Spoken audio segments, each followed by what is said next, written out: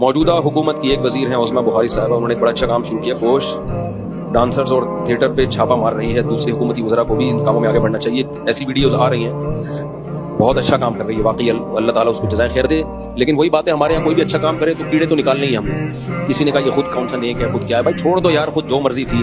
اگر وہ فحاشی کو ختم کرنے کی کوشش کر رہی ہے تو اس میں سپورٹ کرو، اس کو اپریشیٹ کرو. ہمارے حکمران سارے کام الٹے کر رہے ہوتے ہیں، ان کو گالیاں دیتے ہیں. جب کوئی سیدھا کام کرتا ہے تو بھی ہم گالیاں دیتے ہیں، تو کہتے ہیں پھر الٹا ہی کرنے تو ہمیں کیا خیال ہے. تو جو کوئی اچھا کرے تو اس کو تو اچھا بولو نا یار. ہر ایک کو حوصلے کی ضرورت ہوتی ہے، اپریشیٹ کرنے کی ضرورت ہوتی ہے. نبی صلی اللہ علیہ وسلم نے صحابہ کو حوصلہ دیا کتنے کاموں پہ، حالانکہ صحابہ کا ایمان کتنا تھا، لیکن نبی بعض دفعہ صحابہ کے چہرے پہ ان کی تعریف کرتے تھے، تم نے یہ کام بہت اچھا کیا، تمہارے اندر یہ خوبیاں بہت اچھی ہیں. تو ہر شخص کو حوصلہ افزائی کی ضرورت ہوتی ہے.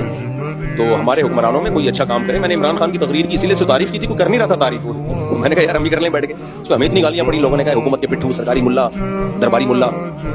ٹھیک ہے، گورنمنٹ کی طرف سے کوئی پابندی نہیں ہے، کسی کو کچھ بھی آپ بول سکتے ہیں. ڈالرز اور تھیٹر پر چھاپے مار رہی ہیں، اللہ تعالیٰ اس کو ان کی کوششوں کو قبول کرے جو یہ کر رہی ہیں. ڈالرز نہیں، کیا لکھا ہوا ڈانسرز